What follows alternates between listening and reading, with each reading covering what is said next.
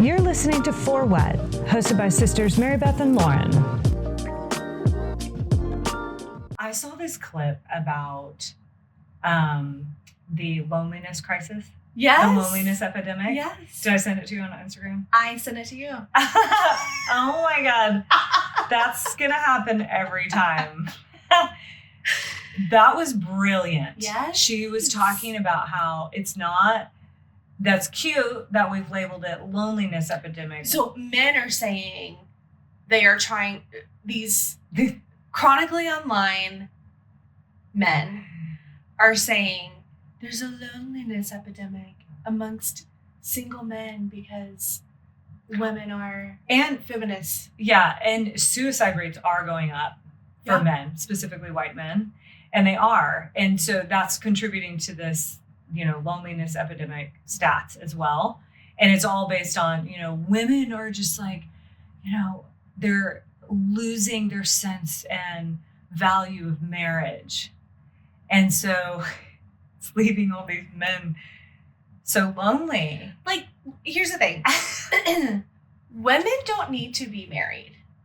We actually can be completely fine on our own. Well, that's what's being proven and now. We'll live a very, very long, likely happy life. Right. Men who are not married do have an unwell life. Yeah. Generally. They typically die. So, I don't fucking need you. Why don't you show me why you may be an asset to my life? Because I am taking care of myself. Right. I'm good. I am good. I'm going to live a long time. I got no worries. Right. I know what I got to do. I've got my intuition. I've got my girls. Well, and the big thing historically is we just have money now. Like, we have access to money. Right. And while it's still not equal, right, we have more access. We can't technically support ourselves. Yeah, we have more access to providing for ourselves than ever before in history. Right. And that is why this loneliness epidemic is happening, because this is the first time women do not need men to literally be the provider. Right. Men are having to sort through life on their own. This is the first time. And that's part of the patriarchal system. Yeah. That is part of it. It's literally built to trap women. And you get in the trap with love, and there's care, and there's promises, and there's love bombing, and there's... They only have to do that for a year. All this commitment. So yeah, if that. easy. And then after that, once they're hooked financially with a baby, with any sort of health issues, anything, once they're hooked, then it makes it like 10 times harder to get out. And for every hook, it's 10 times more, right? Yeah. And so what we women have done to survive in that system is we've gotten very gaslighty to ourselves. Yeah. And we say, well, I think this is just a phase. And if I can just love him well and support him, then he'll wake up one day and just realize how much I'm giving, or he'll come to his senses, or he'll have a come to Jesus moment, or he won't. All these things, right? But we have to do that in order to survive. That's been the old system, right? But now, more and more, it's like there's a lot of women supporting women, which I love it. So nobody else is going to. No, that's very true. It's going to be the women. But there's women who are financially stable supporting other women who are not to get out of those systems. Right. And then they get financially stable. And then the men are left licking their wounds because they're like, oh man, my trap didn't work. I don't have anybody to take care of me. I'm so lonely. To which I would say to any man who feels lonely, we all understand that feeling. That is valid. Put your big boy undies on and go do some work on yourself. And that Instagram video was talking about, just be someone that anyone would find value in. Would want to be around. Be of value to anyone around you. Right. It's not enough for you to just exist. Take. So when we feel lonely, and I mean, I've done this with myself. I've told my kids this. When you feel lonely, when you feel like you don't have any friends, go give.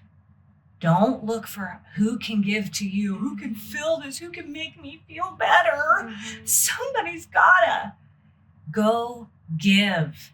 Go serve at a soup kitchen. Go feed. Find a way to make it not about you for like a hot minute. Just for a minute. Get outside this shell of loneliness and go look and serve, at animal shelters and like literally do anything. There's so Absolutely. many things you can do to volunteer and offer time. People need time. They need muscle. They need hands. Build for Habitat for Humanity. There's just a million things you can do. Yeah. So if we're all feeling lonely, men, what a great opportunity to go and serve the world and learn. Like, listen, just go and listen. Mm-hmm. And that right there, I just solved the loneliness epidemic. So you're welcome. There it is. Nobody ever needs to talk about it again. Just go serve. Give her a Nobel Peace Prize. Yes. She cured loneliness. Thank you, men, for being the prop for that cure. I also think too, like if we have, because I think we talk about this a lot, like the masculine and the feminine energy. Obviously, there is a place and a need for both to coexist. And I think that we are maybe missing a lot of masculinity in these underserved parts of society. Right. Where it's like, not only would it make you less lonely and a more well-rounded, interesting, capable, useful citizen of the world, it would also benefit everyone. Yeah, including yourself. The culture and your society. Might give you a little smidge of purpose. Which, like, I think that too, even if men are married or even if they do have a lot of friends, like, men not having a purpose, I feel like that is that's more of an epidemic than anything. Right. And honestly, for everybody. It is, yeah. It's not just male specific, but I just think men have been allowed to just sit back and let the good old boys club kind of carry them through, where they're automatically accepted anywhere. The doors open for them. Yeah. The opportunities fall in their lap. And that's not every man. We get that. Really, what's the word that mom always uses? Enrich. Yeah. Without really enriching themselves. Yes, exactly. Right. And without leading themselves, like actually having a point in their life where they're like, wow, if I don't take charge of me, I'm going to go down into a black hole of depression and whatever. A lot of men don't have that experience because there's a patriarchy and supporting them like this. There's on almost always backs. A woman to save him. Yeah, always. Mom, sister, wife, stranger. Daughter. Yeah, literally strangers. Yeah. Yeah, so that's a lot to solve, but we did it. So. But we did it. You're welcome. The work is difficult, but somebody's got to do it. Still we try. Yeah, that's okay. I'd like to go back to the masculine and feminine energy. Okay. Because that's a nice segue for my topic that I'm bringing up today. Perfect. But I want to say this first. There's a lot of talk about, men these days are losing their masculinity and they're losing their alpha-ness. Please. And go ahead. Yes, we could all use a reprieve. No worries. And how that's affecting the economy and relationships and all of that. And I do find it fascinating that yet again, that is what we're fixating on instead of, as a whole of this species, we all carry masculine and feminine traits, period. Right. Literally every single person does. I, as a sole parent, when I became a sole parent, and I have my own business, raising kids by myself, I do find it interesting that we fixated on how men are becoming less masculine / alpha and becoming more effeminate or beta. And I'm like, okay, again, for every situation, there can be at least 7 perspectives, if not a million. Sure. So that's one perspective, but there's also a lot of other ways to look at this. And to me, what we were just talking about, how women are becoming more independent from men, it is creating this kind of limbo space for men to reevaluate their kind. Yeah. And I actually like that they're exploring some of the femininity in themselves and the world. And I don't think we all need to freak out about it. I don't think we need to go back to the good old days when the men were men and women knew their place. Okay. Because that truly wasn't serving anyone. That was not a good day for anybody. It wasn't. And it wasn't sustainable either. Yeah. Because we are equals, period. So the longer it takes us to figure that out, the harder the lesson will be. For sure. So creating a little bit of space for this era of evolution for men and women, I think it's due. Like, let's just do that. Let's just say, hey, we're evolving. Like, obviously, in the last 30 years, a lot has changed. So let's work with it, you know? Yeah. And this is a great time to ask questions like, what is it really to be a man, to be a woman, and anything in between? What is it to be me? What does that look like? And then answer that question for the rest of your fucking life, because it's not going to be this one thing. Oh, it is this, period. That is not human. That's robotic. That's machinery. It's more of a human experience to constantly be evolving. And so instead of saying, no, be the old way, we always have to be alpha, and men always have to lead, and men always have to have the answers, and men always have to provide. Hello, that's fucking leading anyone to suicide. Like, I'm just saying, it's too much fucking pressure for any human. No one should ever have to carry that weight, period. Yeah. So we can retire that. And then we can also maybe like unpack some other options of like, hey man, it's okay to like talk about your feelings with safe people who know how to hold space for that. Right. And then learn how to process them on your own and with other people. Like that, if that's what they're calling effeminate or feminine, okay, we're all meant to do that. Fine. Like whatever you want to call it, like that will be an asset to society if men knew how to do that. If they knew how to say, I'm noticing, here's my equilibrium. I'm noticing my rage rising as this thing happened. And I see this and I have that thought. And whatever. If they could watch that happen and then communicate, hey, I need to take a breather. I'm going to go practice some of these tools that I have because I'm emotionally intelligent and I can take care of myself. Yeah, and I know how to take care of myself.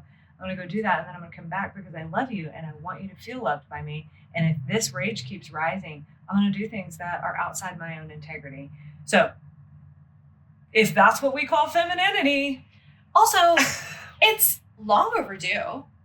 The natural pendulum of life, we are always, I feel like we're always swinging from one extreme to another. Why? Why do we do that? Okay, wait, first let me say this, and then we'll get into that. Okay, I think that the hypermasculinity of it all really reached an insane peak in like early 2000s. Yes. 2010s. Yeah, that's when I got married, by the way. Yeah.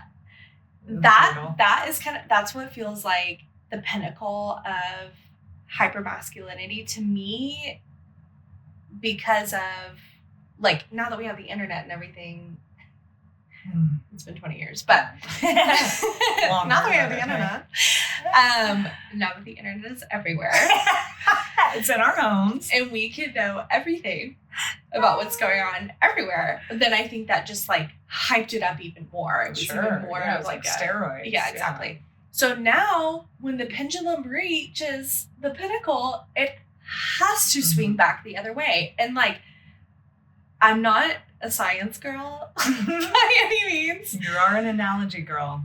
Huge analogy girl.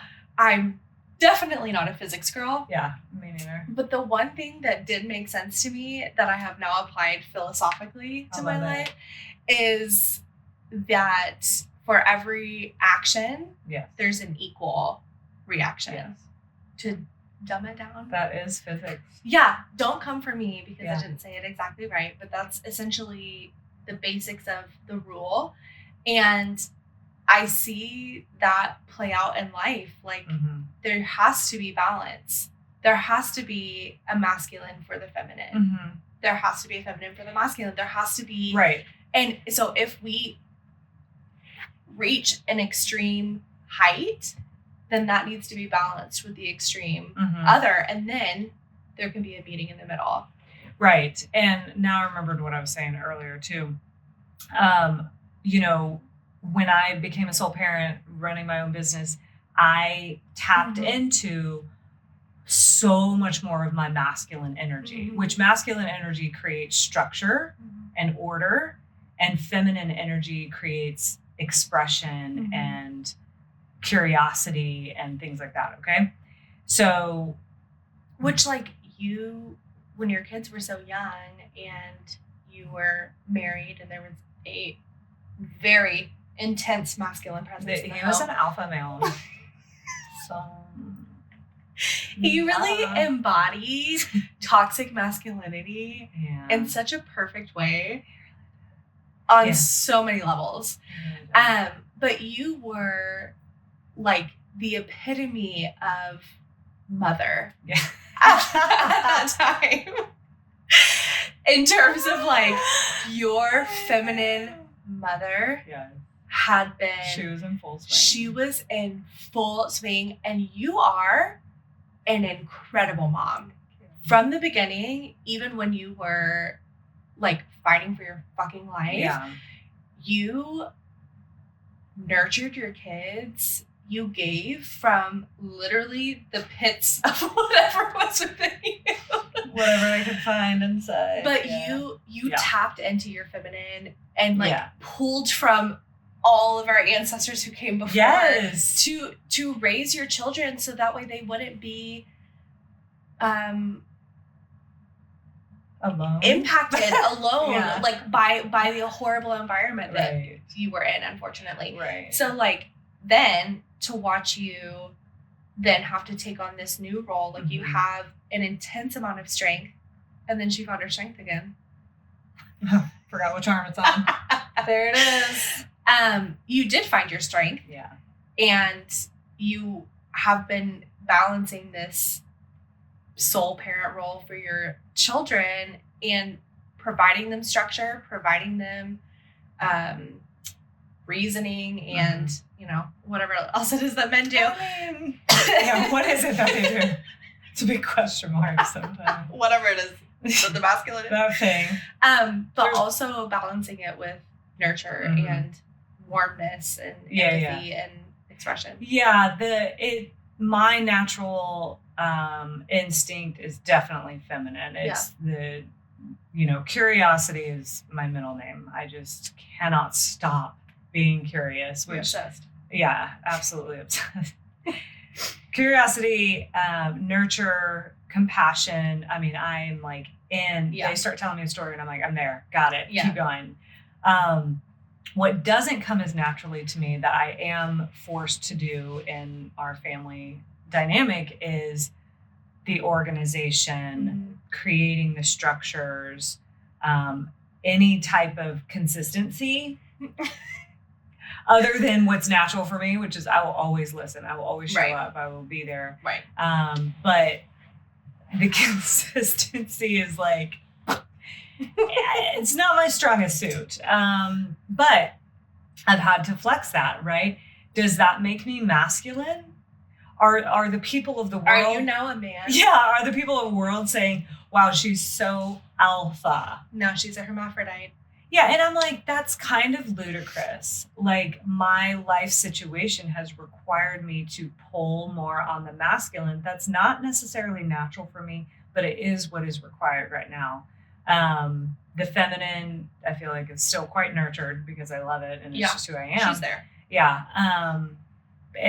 And if I stay in that masculine energy too long and too much, I get sick of myself. 100%. I'm like, and we're done here. Like, I'm just turning it off. Yeah. Turning off all those little switches because my nervous system wasn't made for that. Yeah. Okay. So to the same point, I believe every single person has their own percentages of masculine and feminine. I would say I'm pretty high on the feminine scale, where every woman isn't. Yeah. There's a lot of women who feel very high on the masculine scale, and that's natural for them. That's fucking beautiful. Yeah. Does that make them less of a woman? No. Does that make them an alpha male? No. That's stupid. It just means their masculine energy is higher. That is nothing I want to argue about.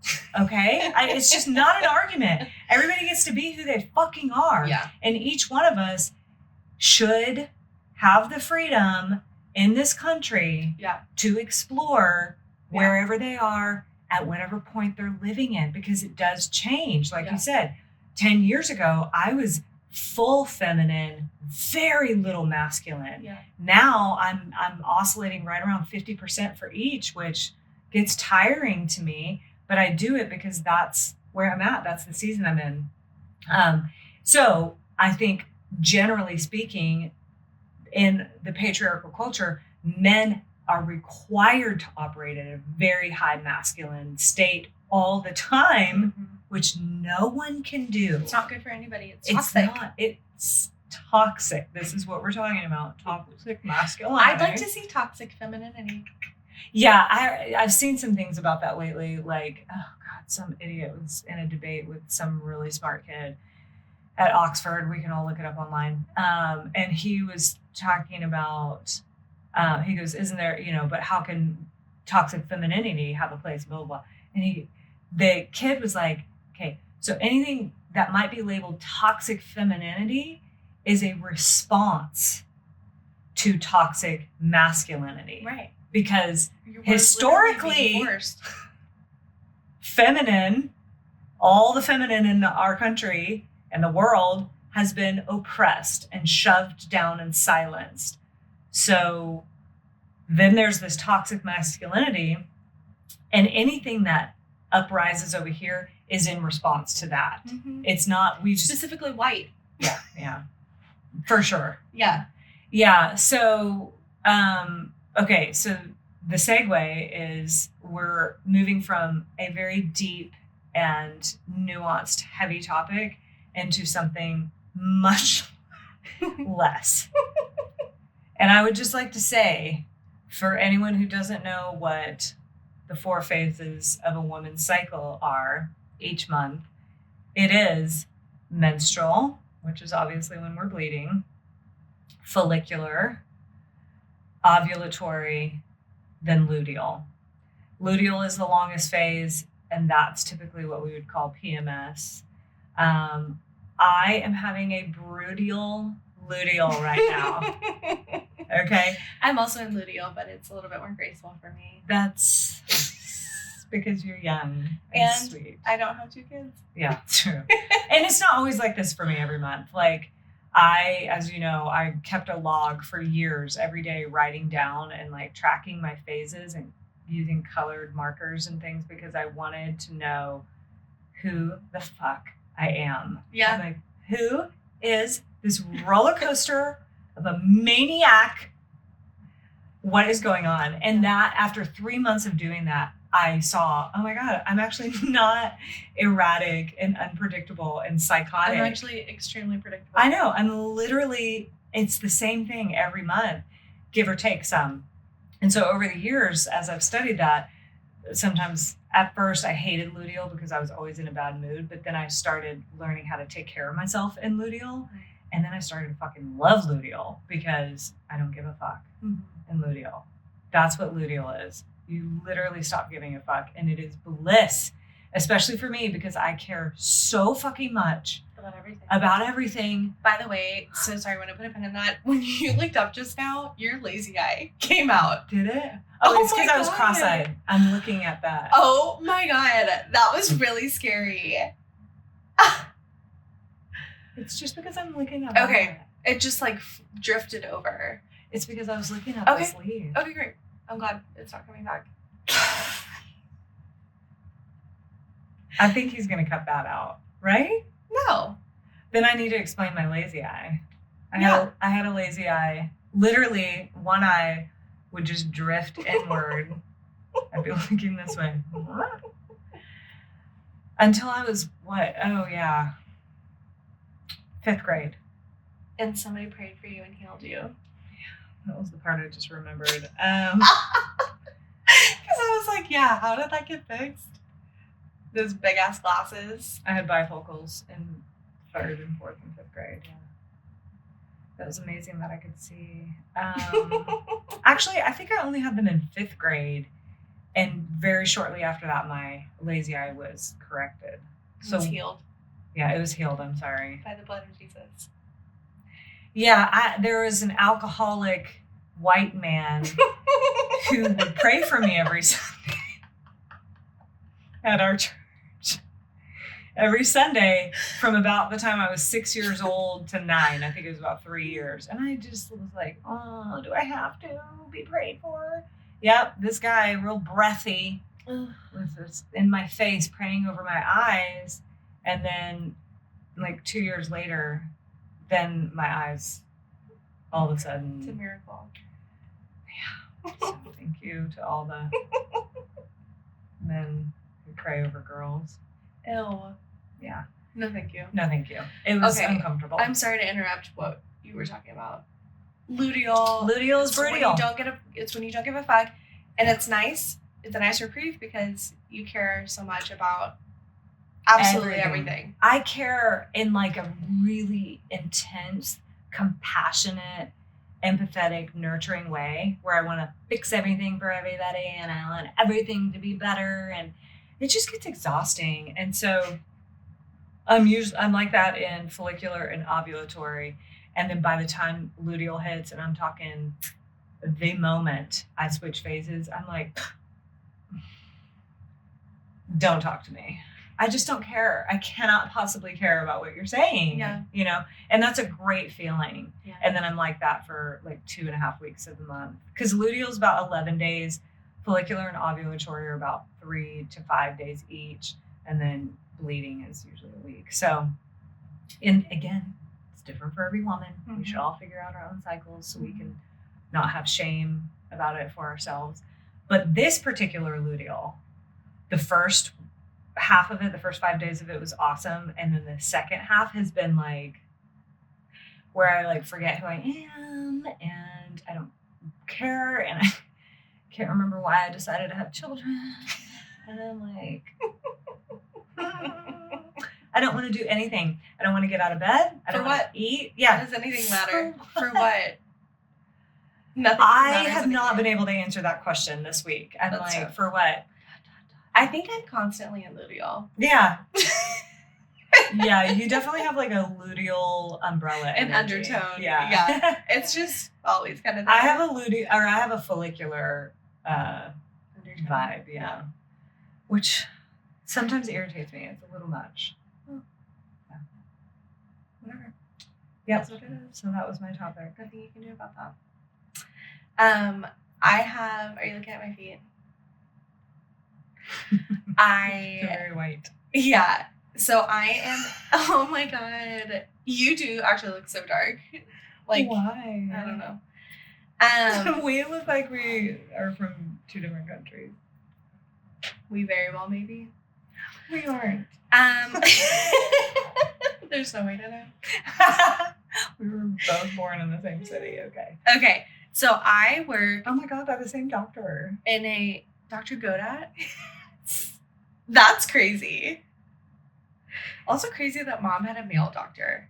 So crazy. Like, that's really not on brand for her. Yeah, but it's because his energy was so beta. Oh, okay. Yeah. I love that. Yeah, he was a very, very tender, Was he your kind, gynecologist? sweet Oh. old man. I may have gone to him the first time I went, and I was 100% not okay with that. I can't remember if I ended up going or not. Maybe I blocked it out. I think she did take me there. I really do, because she was like, he's the only one I trust. I'm like, he literally delivered me, and I would rather not. Anyways, okay. Anyway, I work in a hospital that is very religious. Well, you also live in Texas. I live in Texas, so that makes sense. But my coworkers are, it's like either 50s and 60s, women in their 50s and 60s, or also women in their 20s and like 30s. Yeah.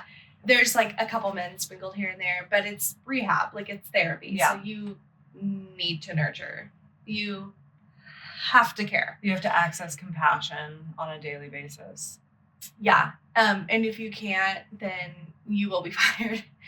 Yeah. The one guy that I like really hated, who like came to help us out for like a few months, literally couldn't fucking stand him. Oh. He's major masculine, but like not in like a helpful way. Yeah.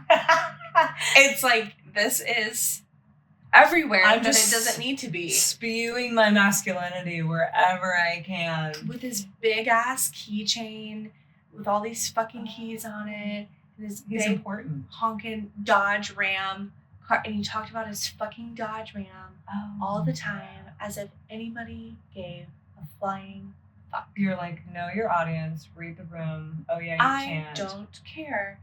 And it was actually with him that I was able to express my unfiltered hatred for toxic masculinity. The male ego. The male ego, yeah. And he liked it.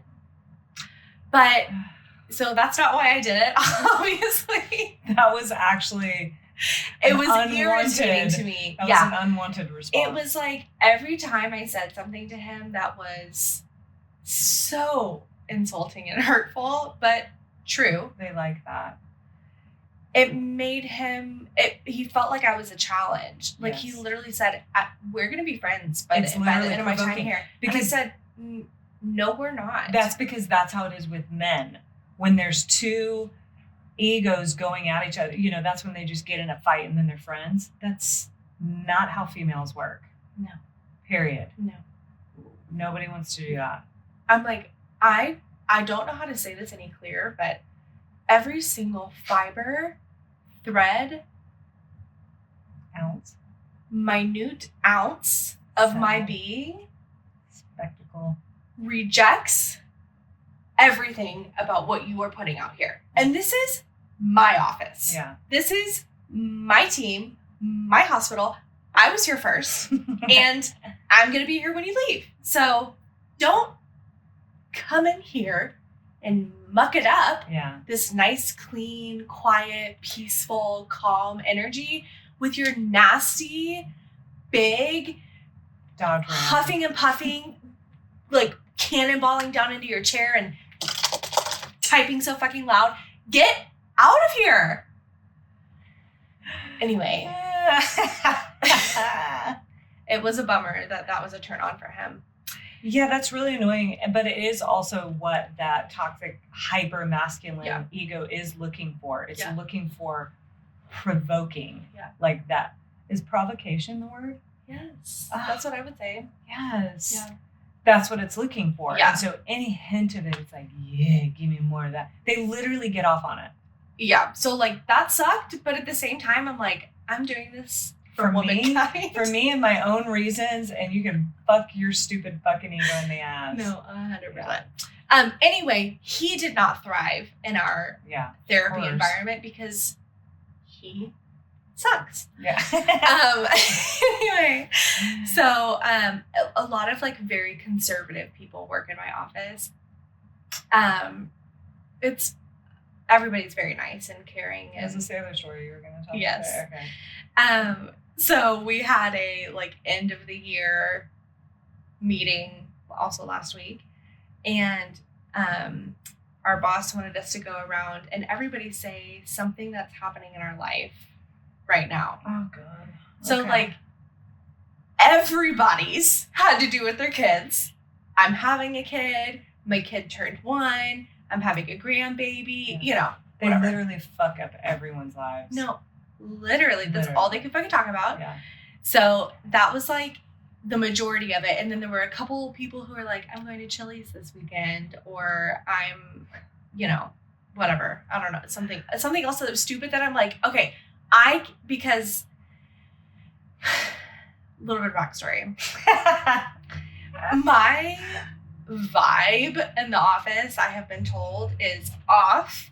Oh yeah. Oh God. Because That's I right. I don't really like to be anywhere except for my house. So when I have to be somewhere else, I want to just do it, get it done, get back to my Yeah. house as soon as possible. So work is a major obstacle for my goals. Being in bed 24/7. And it is difficult for me to engage sillily with Oh my God. my coworkers. Yeah, and you love your job. You love your work, Love what I do. but I love taking care of my patients. I love advocating for Yeah. them. I love collaborating with my teammates for my patients. Yeah. I love working. going and working in the hospital. Like, I love to do that. Everything else Right. is of no consequence to me. Right. Like you actually just want to work. I want And then to you want to go home. and I want to go home and I to be with my family. Right. So it's literally like most jobs require you to be at a workplace and work a percentage of the time. And it's that other fluff percentage Right. that is crippling to your soul Yes. because that is just wasted time that you can't be in bed. The meetings, Right. the The chit chat. building, the baby showers, the chit chat. And like, I'm not antisocial. Per se. I can chit chat and I will. But When for.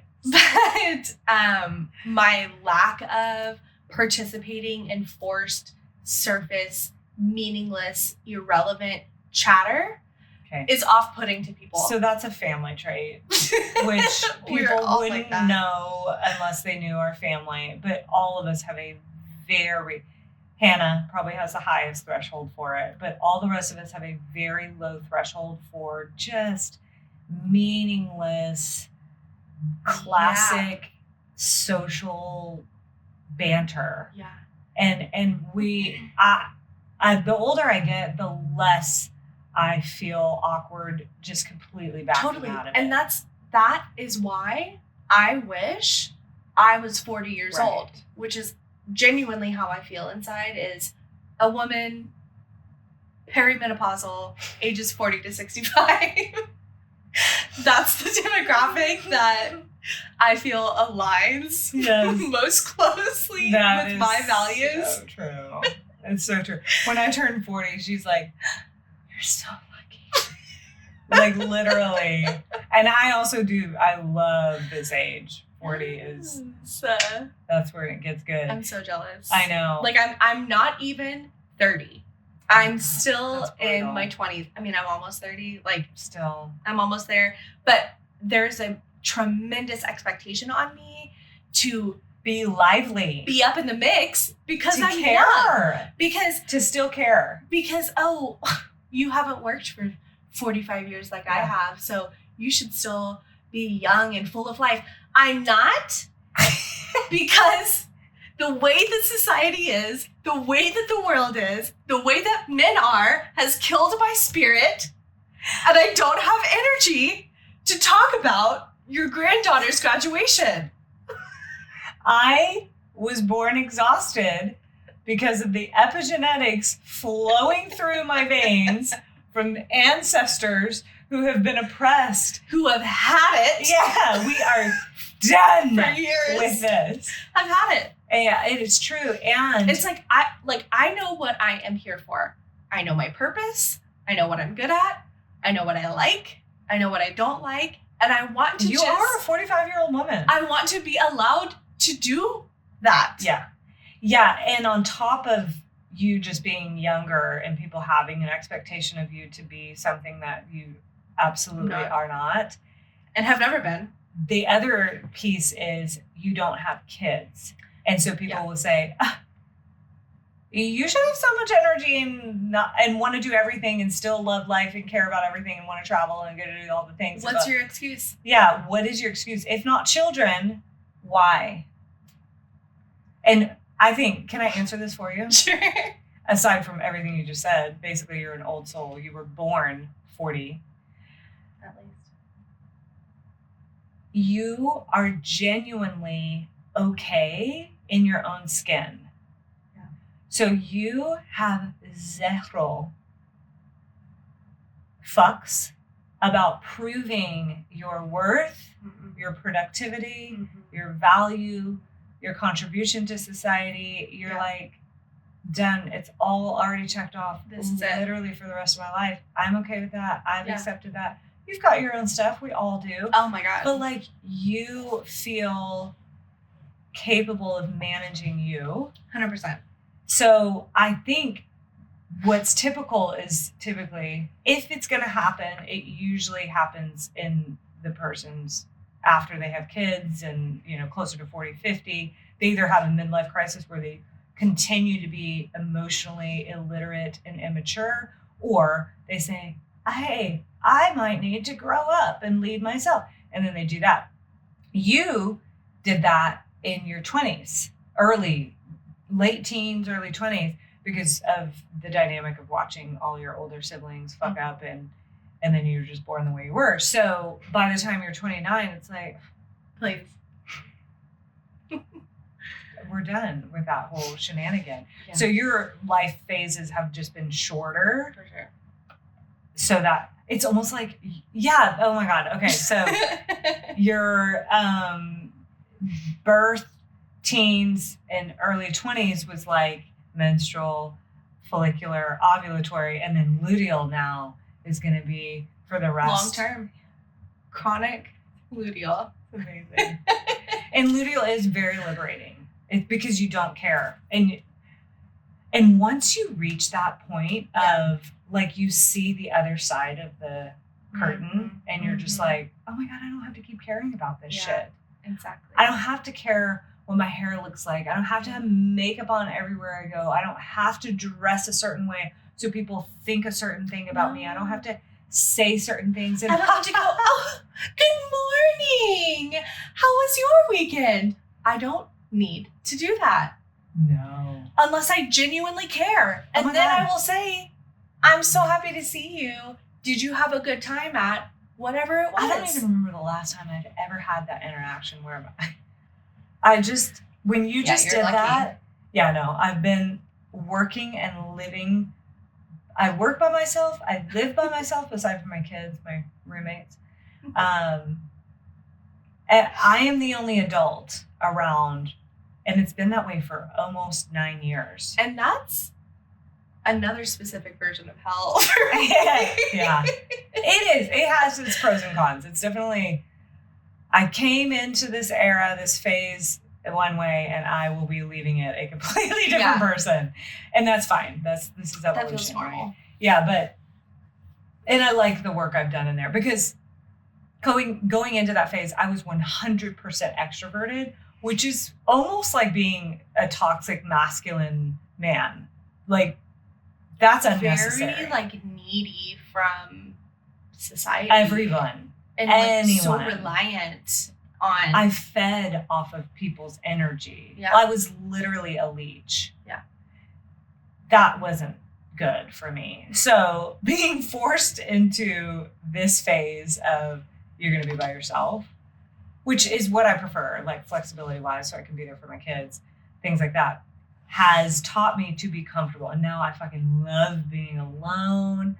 I don't need I love when people show up genuinely. That's amazing. Right. But anything like, good morning, how was your day? In fact, to that point, I've done some copywriting and different work for different people over the years. And one of my favorites was one of my lifelong friends, her husband. I worked with him on some projects, and he and I worked really well together, because he has like, I mean, he's just assertive and it's like getting it done, but he's very kind. Okay. So he'd be like, hey, Mary, da, da, da.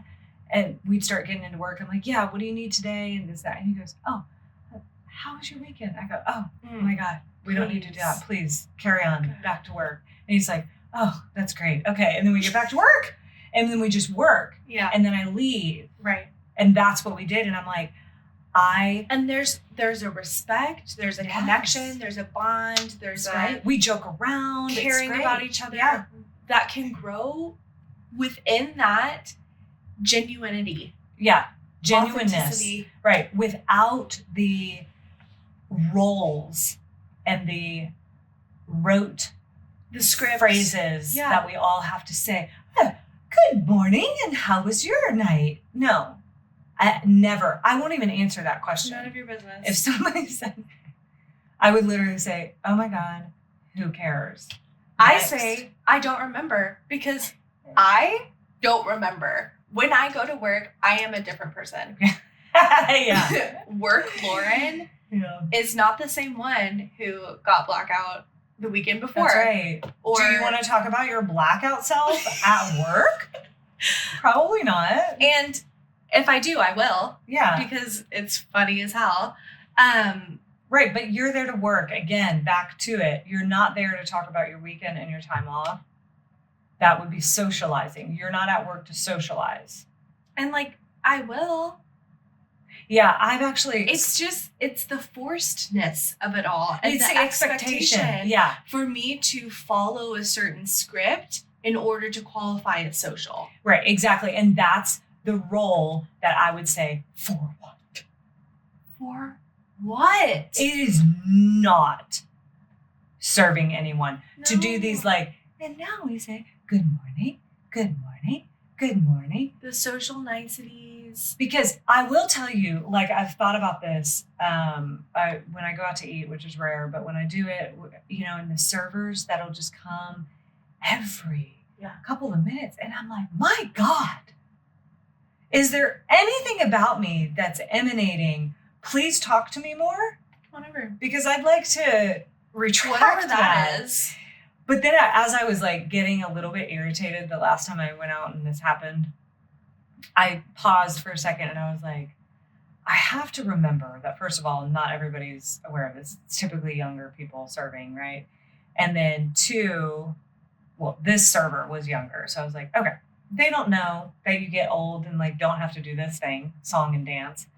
And then also they do this all day, every day. And there are some people who don't have this attitude, nor do they have any socialization. And so they would love to interact in this way. Mm-hmm. And so I had to like have a moment of empathy for like all the other people in the world that I ever really struggle with, like, oh but there's also cues that somebody's into that.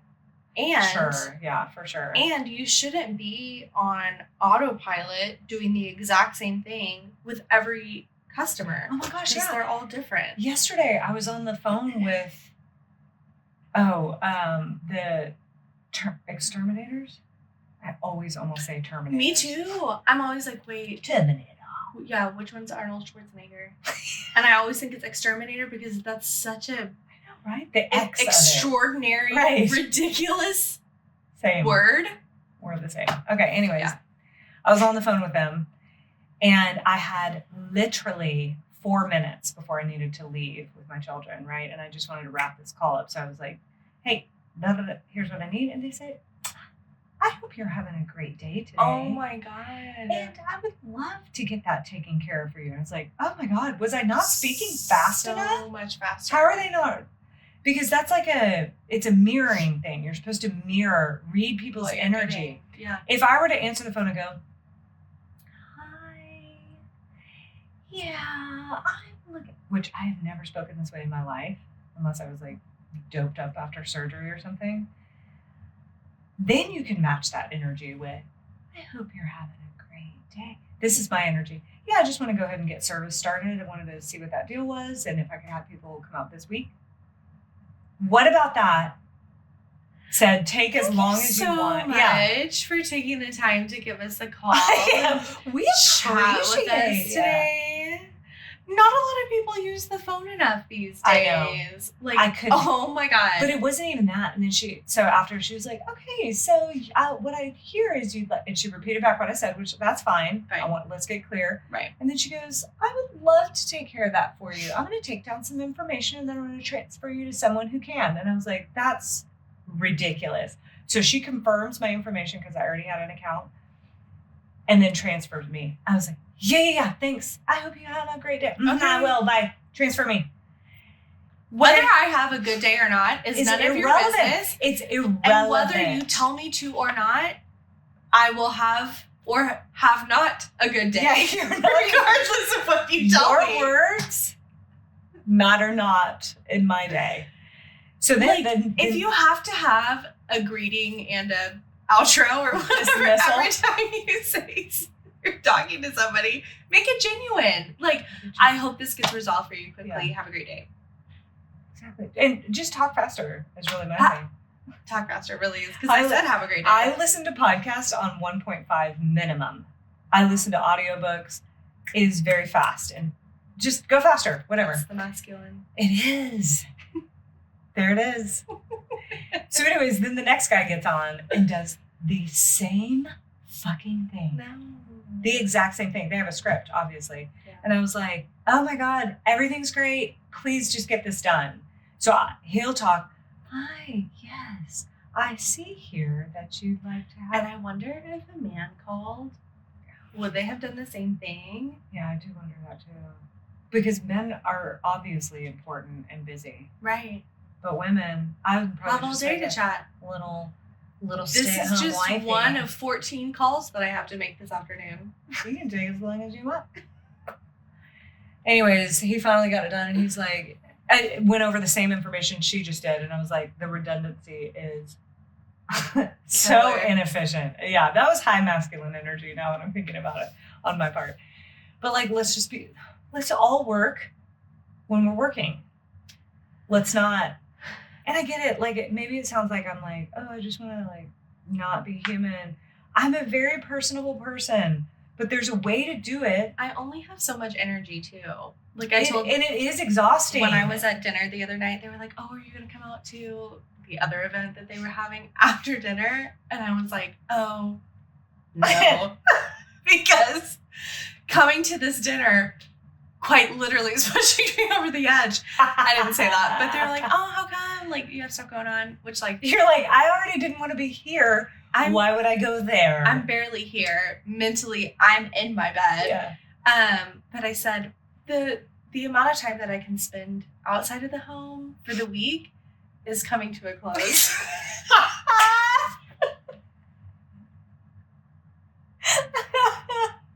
I love that. She's winding down.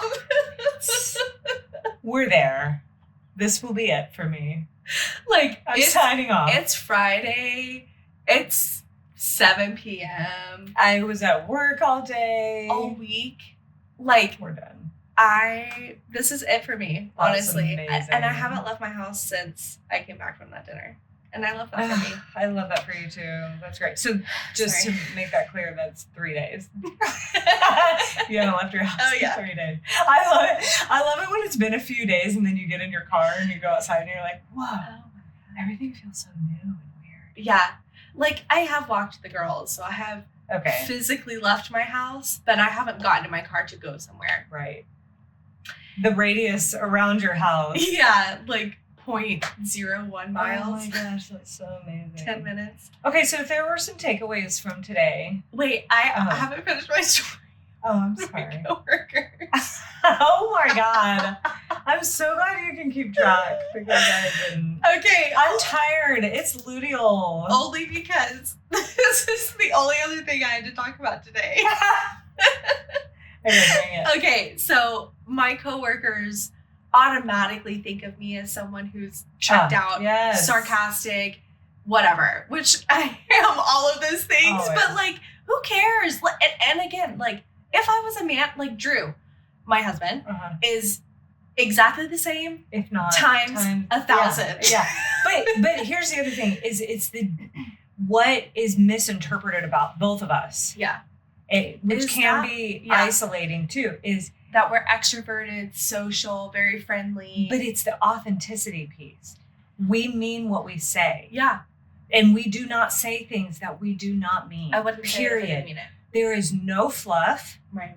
And that is, first of all, disconcerting to most people. Yes. And secondly, they simply don't believe us. No. They do not believe when we say, I'm okay, Right. or I'm good, Right. or I don't need the greetings. Even if I don't look okay, yeah, if I say that I am, my face is fucking tired. it's no longer your business. I can't hold my mask up any longer. Yeah, I don't have any masks, which is why I'm also asking for a nap right now. Yeah. But finish the So story. what's funny about Drew is he'll get in the car and call me after being at like Yes. a company lunch or whatever, and he'll go, and I'm like, oh, what'd you get? Because I always want to know. Yes, food is so interesting. Especially if it's like a place that I've been wanting to try or, you know, whatever. Yeah. Which he always gets to go to every restaurant that I've ever wanted to go to. Because But he's a man. because he's a man, and that's what he gets to do Yeah. during the workday. No, he actually works very hard. But I don't go to because I don't want to leave my house. Yeah, So exactly. I'm like, Here, priorities. this was a shared experience for our household. You going outside. Tell me everything. Come on and let me know everything. Yeah.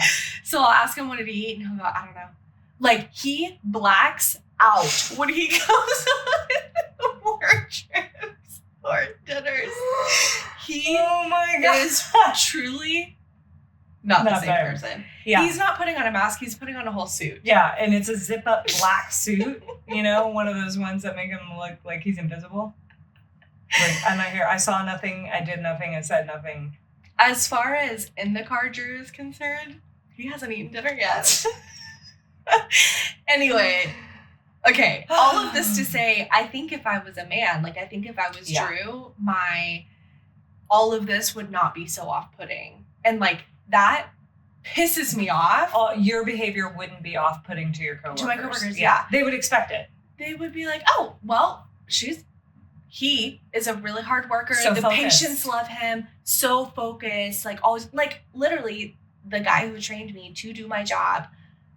Amazing trainer, very friendly person, very masculine, but also Nurturing, sensitive yeah. and nurturing and approachable and whatever.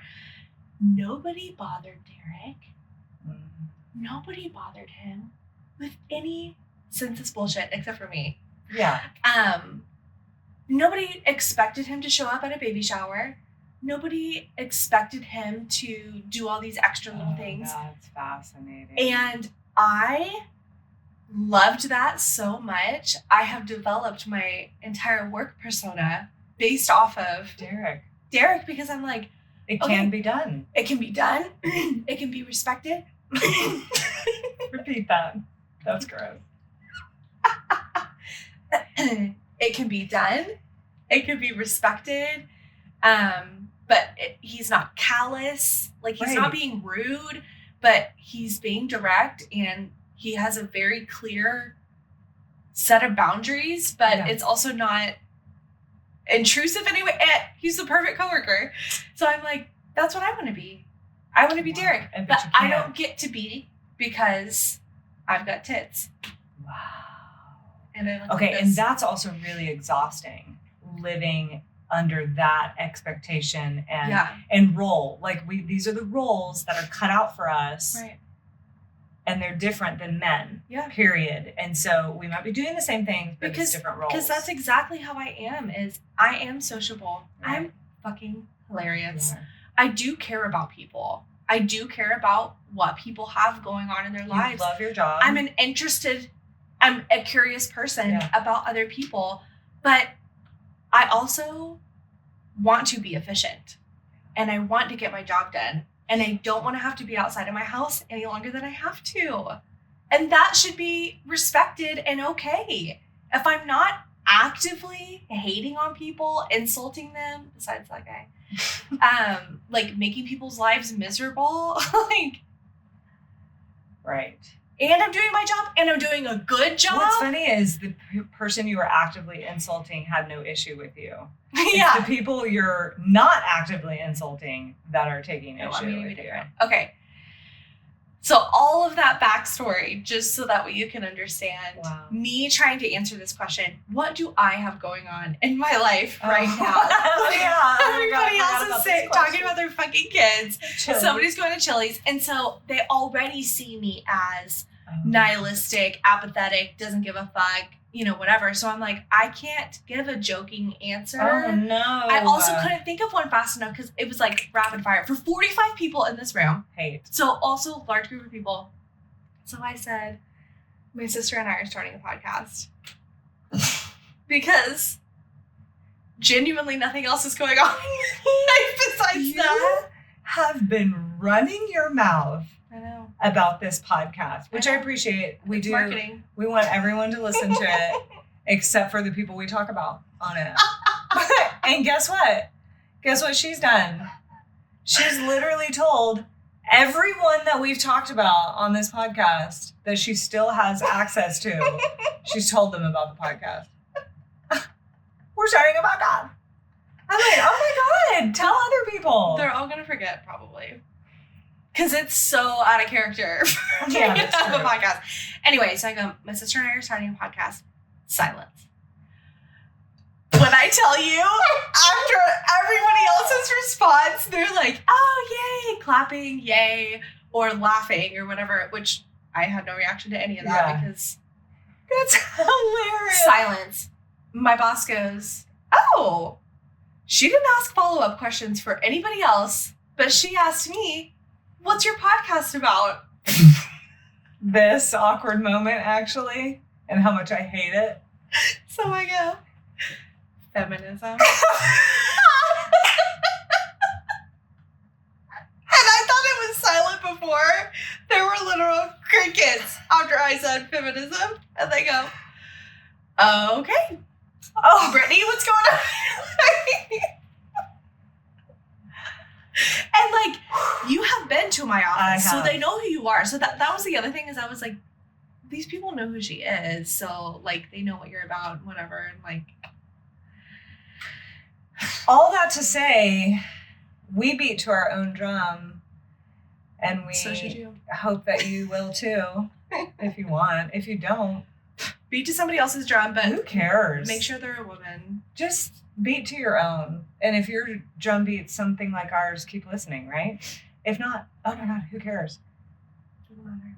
Really interesting, because I do feel like you brought me in because you love me and we're like this, and you're like, this will be so great. Don't know that anyone else thought that. No, people are still talking about you coming Okay. and loved it, Okay. I didn't which know. was crazy because I actually think that is crazy They actually because did it. I am a raging feminist and very hippie and the opposite of stress. So I didn't know what that take was going to be, but that's great. Yeah, that's really interesting. because we all need a break from the hustle and bustle of Yeah. keeping up appearances, keeping up with the script of socializing in the office, seeing patients, dealing with doctors, dealing with family members, dealing with death. Like, we all need a reprieve from that.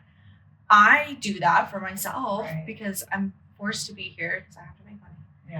Yeah. So for a So I lot can of be an people, independent woman. that was their first time in the workplace Mm. during the workday taking a moment for themselves. So I think the work that we did was really powerful and it had nothing to do with you.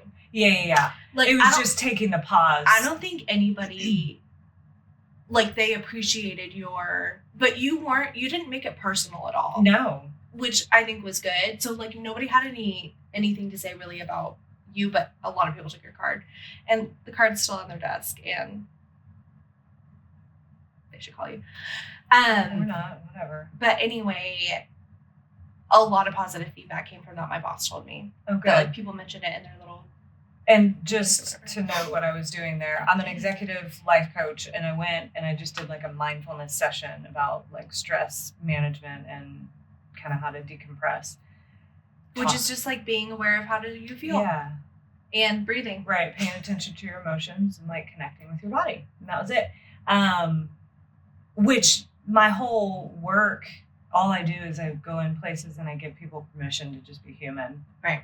Which can be very off-putting to Yeah. people. Like actually people get like literally don't know what to do with me, especially in different corporate environments. It's like,